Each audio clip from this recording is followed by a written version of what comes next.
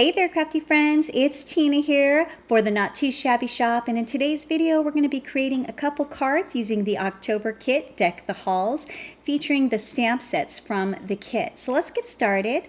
I'm going to go ahead and stamp all the adorable little gingerbread men from the Gingerbread Kisses stamp set.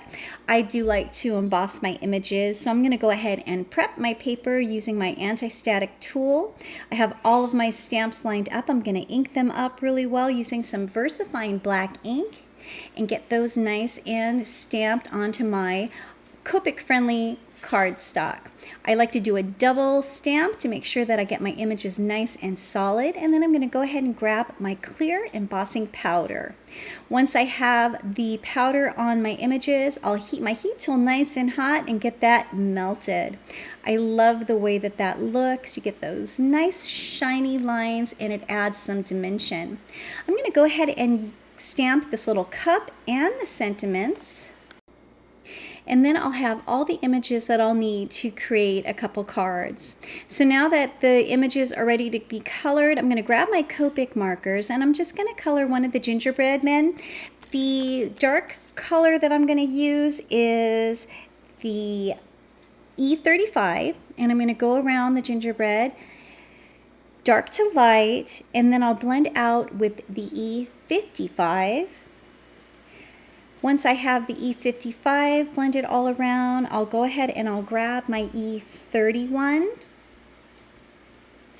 And then I decided that I needed one more color for my blend, and so I went with the E30.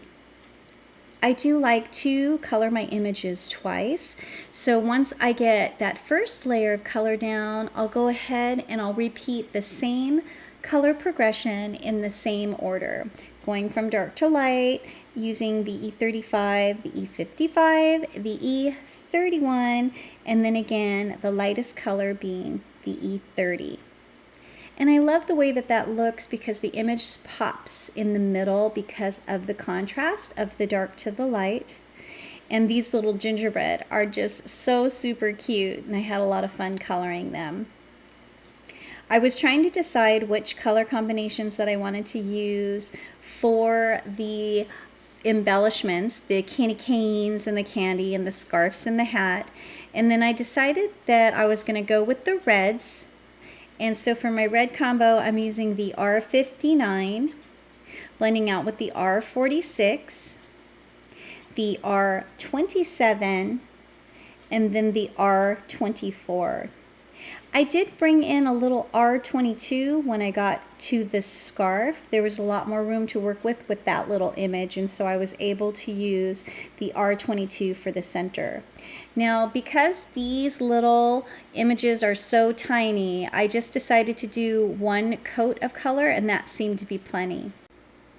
Now I'm adding some sparkle marker to my colored images. For the blues, I did use BG75, BG72, BG53, and BG01, and then the lightest color was the BG000. So now I'm just adding some embellishments with my white gel pen. I'm going to go ahead and color some snowflakes onto that adorable little mug. And I think that that's so cute. So I kind of went with the reds and the blues, and I decided that I wanted to do a tone-on-tone type of a look. But I really loved this sentiment, so I'm going to go ahead and stamp that on to some Bristol Smooth cardstock using the same technique that I did for the images. But I chose the Bristol Smooth because I know I wanted to do some ink blending, and I like the way that the inks blend on this cardstock.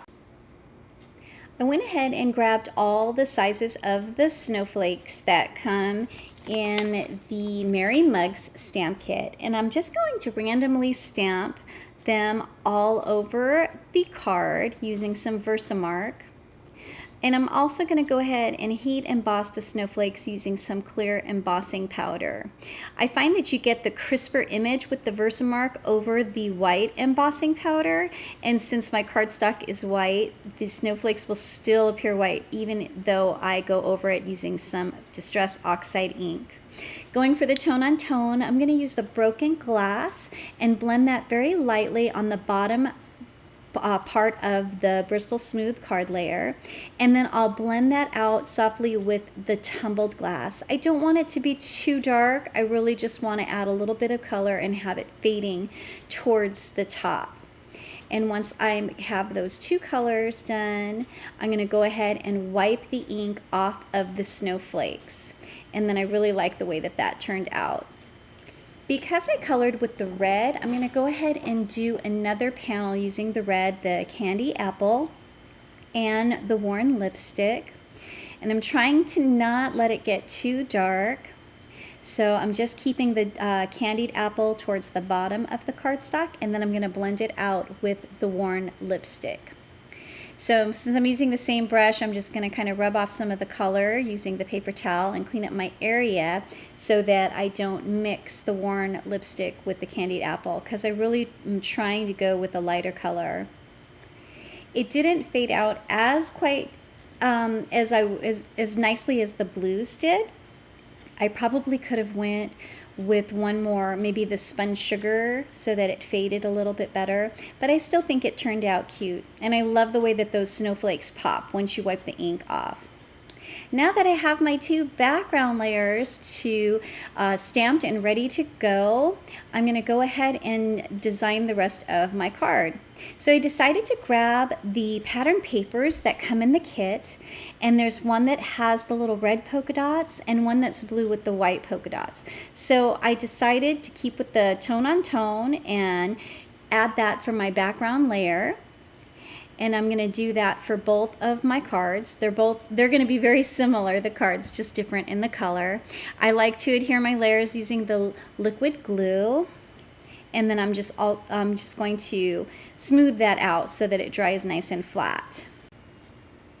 For the card base, I'm using a top folding A2 size note card, and I'm just going to go ahead and get those glued down to my card bases, and then now they're ready to add my stamped and colored images. I like to pop up my images using some double-sided adhesive foam tape for added dimension, and then now I'm just deciding the placement for the images. So I really like the way that that looks, the red with the red, and then the blue with the blue, and those images are just so cute, and with the sparkle marker added and the little white gel pen embellishments, I just think that they turned out so adorable. There's the little stars, and I'm going to use the Copics to color those in to have a little pop of yellow on both of the cards. And then finally, it's just time for some finishing touches. I'm going to use these sparkly little gems and have those kind of going around the sentiment by the stars. So once I decide placement for those gems, I'll go ahead and grab my liquid glue and get those adhered on there. I really enjoyed crafting with this October kit, and I hope that you've had a chance to go check out these monthly kits, because they are so packed full of so much crafty goodness. And the November kit is so cute, you guys.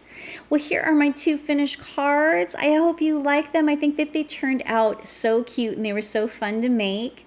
I love all the texture from the embossing, and these images are just too cute for words. Thanks so much for stopping by the channel, you guys. I really hope you enjoyed this video. Please click on the links below to check out the Not Too Shabby shops, and I hope you guys have a fantastic day. Until next time, happy crafting. Bye for now.